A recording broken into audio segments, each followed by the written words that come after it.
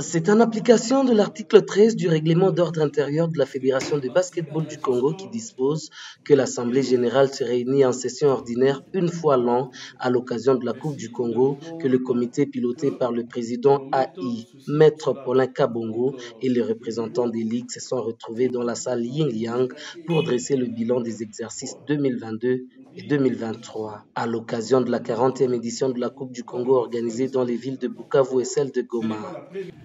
La présente Assemblée générale couvre deux exercices parce qu'elle n'avait pas pu se tenir à l'occasion de la 39e Coupe du Congo qui s'était jouée à Lubumbashi et à Likasi dans la province du Haut-Katanga pour des raisons de logistique et de contraintes du calendrier international de nos compétitions.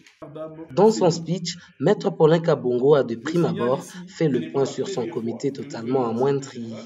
Ce bureau exécutif fédéral, disais-je, a été amputé de plusieurs de ses membres, en la personne de M. Richard Chimbund, Boniface Mouatadi et Augustin Kibangula, respectivement troisième vice-président, président et secrétaire général adjoint.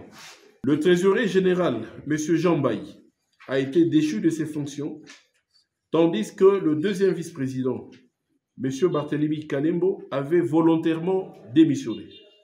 C'est ici l'occasion de relever que nos textes devraient être revisés en cette matière de remplacement de membres qui perdent leur mandat en plein exercice suite au décès. Ce comité fédéral s'est félicité tout de même des différentes réalisations positives qui ont relevé le prestige de la FEBACO et du basketball de la République démocratique du Congo. La promotion de bonnes relations entre la FIBA et le ministère du Sport et Loisirs.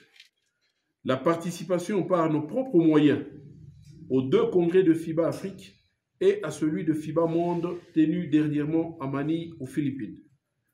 La participation à la phase finale de l'Afro-Chan à Luanda en Angola et à l'Afro-Basket Women à Kigali au Rwanda sans subvention du gouvernement.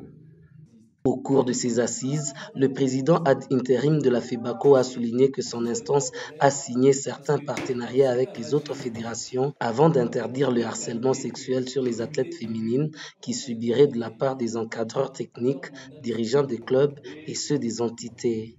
Après l'organisation de cette Assemblée générale ordinaire, le Bureau fédéral pense actuellement à l'Assemblée générale élective qui se tiendra dans les prochains jours à Kinshasa.